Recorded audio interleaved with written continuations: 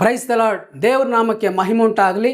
ನೋಡಿ ಪ್ರಿಯ ಆತ್ಮೀಯ ಸ್ನೇಹಿತರೆ, ನಾವಿನ್ನೂ ಪಾಪದಲ್ಲಿರುವಾಗಲೇ, ದೇವರಿಗೆ ವಿರುದ್ಧವಾಗಿ ನಮ್ಮ ಸ್ವಂತ ಮಾರ್ಗಗಳನ್ನು ಅನುಸರಿಸಿ ನಡೆಯುವ ದಿನಗಳಲ್ಲಿರುವಾಗಲೇ ಕ್ರಿಸ್ತನ ಲೋಕಕ್ಕೆ ಬಂದು ನಮಗೋಸ್ಕರ ತನ್ನ ರಕ್ತವನ್ನು ಸುರಿಸಿ ತನ್ನ ಪ್ರಾಣವನ್ನು ಕೊಟ್ಟದರಲ್ಲಿ ದೇವರ ಪ್ರೀತಿಯು ಇಂಥದ್ದೇ ಎಂಬುದಾಗಿ ನಮಗೆ ವ್ಯಕ್ತವಾಗಿದೆ ಪ್ರಿಯರೇ.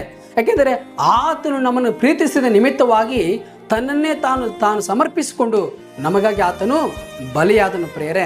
ಆದರೆ ಇಂದಿನ ಪ್ರಸ್ತುತ ಸಮಾಜದಲ್ಲಿ ನಾವು ನೋಡುವಾಗ ಪ್ರೀತಿಸಿದಂಥ ಹುಡುಗ ಹುಡುಗಿ ಸಿಗಲಿಲ್ಲಂತೇಳಿ ದಾರುಣವಾಗಿ ಕೊಲೆಗಳನ್ನು ಮಾಡುವಂಥವರಾಗಿದ್ದಾರೆ, ಯಾಸಿಟಿಗಳನ್ನು ಹೊಯ್ಯುವಂಥವರಾಗಿದ್ದಾರೆ ಪ್ರಿಯರೇ. ಇದು ನಿಜಕ್ಕೂ ಪ್ರೀತಿನಾ? ಅಲ್ಲ ಪ್ರಿಯರೇ. ನಿಜವಾದ ಪ್ರೀತಿ ಬಲಿಯಾಗುತ್ತದೆ ಹೊರತಾಗಿ ಬಲಿಯನ್ನು ತೆಗೆದುಕೊಳ್ಳುವುದಿಲ್ಲ.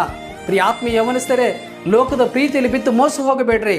ಲೋಕದ ಪ್ರೀತಿಯು ಬರೀ ಸುಳ್ಳು, ಮೋಸ, ವಂಚನೆ, ಕಪಟತನದ ತುಂಬಿವೆ. ದೇವರ ಪ್ರೀತಿ, ಕ್ರಿಸ್ತನ ಪ್ರೀತಿ ಹಾಗಲ್ಲ.